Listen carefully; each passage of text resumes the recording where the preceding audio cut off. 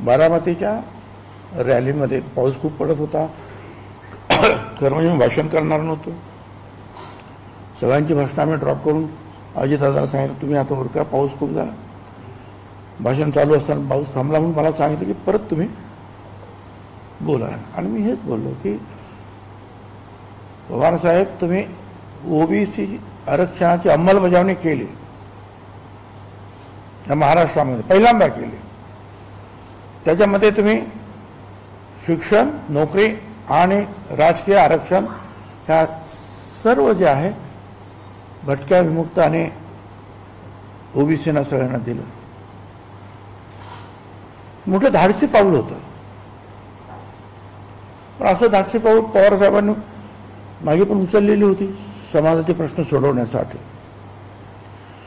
मग मी म्हटलं तुम्ही का नाही आलात? मी खास निरोप पाठवला होता जितेंद्र आव्हाडांना. आणि मग सभागृहात असे आरोप झाले की अचानक बाहेरून फोन आले, 5 वाजेपर्यंत सगळे हजर होणार होते, येणार होते, आणि 1 तास राहिला आणि सगळे काही कोणाचा मेसेज आला आणि असं तुम्ही सगळं पाहिलेलं आहे. म्हटलं हे कसं काय चाललं असं मेसेज वगैरे, प्रश्न सुटणार कसे काय, हे मी बोललो. आणि नंतर मग मला वाटलं आज सकाळी की नाही, हे असंच जर चालू राहिलं, ते बोलणार, हे बोलणार, हे बोलणार, आपण सगळे बोलणार.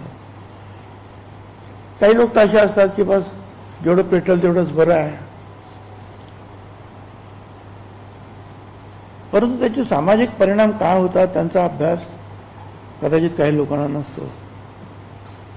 आणि मग मी विचार केला की मी गेलं पाहिजे. आता म्हटलं फक्त माहिती घेतली की साहेब आहेत का घरी? साहेब आहेत घरी. कोण कोण भेटायला येणार आहेत? तर मिलिंद नार्वेकर येणार आहेत आणि दुसरे एक उद्योगपती येणार आहेत. किती वाजता येणार आहेत? 10 वाजता. ठीक आहे.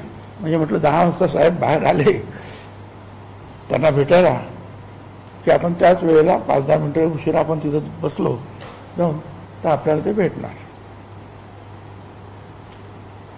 पण मी गेलो तेव्हा मिलिंद नार्वेकर आणि सदानंदराव सोळे हे बाहेरच बसलेले होते.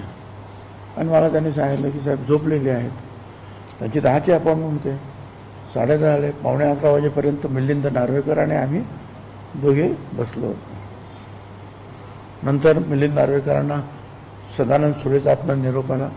काय झालं मला माहिती नाही, पण ते निघून गेले. आणि मग मी त्यांच्याकडून पुस्तक वगैरे घेतलं. तिथले आमच्या जे कोणी आहेत बाहेरचे PA वगैरे, आणि पुस्तक वाचत बसलो. आणि मग साहेब जेव्हा उठले तेव्हा त्यांनी मला निरोप पाठवले की त्यांना बोलवा. आणि मी गेलो. त्यावेळेला खरोखरच साहेब बिछाण्यावर झोपलेले होते. म्हणजे घरचे जे कपडे असतात, पैरण वगैरे म्हणा किंवा काय बनियन वगैरे अशा छोटे वगैरे. मग खुर्ची मला दिल्याने मी बस काय झोपूनच ते बोलत होते. आणि मग त्यांना हे सगळं सांगितलं की तुम्ही आरक्षण दिलं, आता ते आरक्षण आमचं जवळपास संपेल की काय असं वाटायला लागलं. मार्ग काढायला पाहिजे. वातावरण फार खराब झालेलं आहे. आणि तुम्हाला म्हटलं कल्पना आहे, मराठवाडा विद्यापीठाला डॉक्टर बाबासाहेब आंबेडकरांचं नाव देताना मराठवाडा पेटला होता. आणि अशा वेळेला तुम्ही अतिशय कुशलतेने, आम्ही पण त्यावेळेला मंत्रिमंडळात होतो, हे काम केलं. आणि बाबासाहेबांचं पण नाव ठेवलं, मराठवाडा पण नाव ठेवलं, आणि हा प्रश्न जो आपण मिटवला. आणि मी हे सांगितलं की राज्यामध्ये ठीक आहे राजकारण, आणि हे सांग मी मंत्री म्हणून आलो नाही, आमदार नाही, पक्ष म्हणून नाही, मी ओबीसीचा कार्यकर्ता म्हणून आलेलो आहे. आणि म्हटलं हे ठीक आहे, आम्ही राजकारणी आहोत, आम्ही मंत्री आहोत आणि मुख्यमंत्री आहोत, परंतु तुमचा राजकारणामध्ये राजकारण करणं फार वेगळं असतं. ते प्रत्येकजण आपापला करत असतो, जय पराजय होत असतो. पण सामाजिक प्रश्न सोडवताना जे आहे, तुमचा जो अनुभव आहे, तुमचं जे आयुष्य याच्यामध्ये गेलेलं आहे, राज्यामध्ये प्रत्येक खेड्यामध्ये कोण कसा काय आहे ही तुमची जी माहिती आहे ती आमच्यापैकी सगळ्यांनाच असण्याची काही शक्यता नाही. त्यामुळे तुम्ही त्या मीटिंगमध्ये येऊन सगळ्यांना मार्गदर्शन करायला पाहिजे की हे असं नाही, अशा रीतीने हा प्रश्न सोडवायला पाहिजे. तुमच्या शब्दाला किंमत राहणार आहे, कारण तुम्ही हे सगळं पाहिलेलं आहे. राज्याचं समाजकारण, राजकारण तर सगळे करत असतात, पण राजकारण या राज्यामध्ये जे सामाजिक घटक आहेत त्यांच्या बाबतीमध्ये या अडचणी तुम्ही सोडवलेल्या आहे. तुम्ही याला पण म्हणे मला तुम्ही काय, त्यांनी काय सांगितलं ते उपोषण करते त्यांना सराटीला मुख्यमंत्र्यांनी. म्हटलं मला तर काही माहीत नाही, पण मला एवढं माहिती आहे की त्या तेलंगणा आणि ते हैदराबादनं तिकडे जे काही त्यांच्या कुणबी नोंदी आहेत असं मला म्हणाले. मी म्हटलं ठीक आहे, खरोखर कुणबी नोंदी असेल तर आपल्याला करायला पाहिजे. मग त्याच्यानंतर काय अक्षरशः त्यांना आश्वासन दिले किंवा कोणी काय बोललं मला काही माहिती नाही. मग त्यांनी सांगितलं तुम्ही गेला होतात. म्हटलं हो.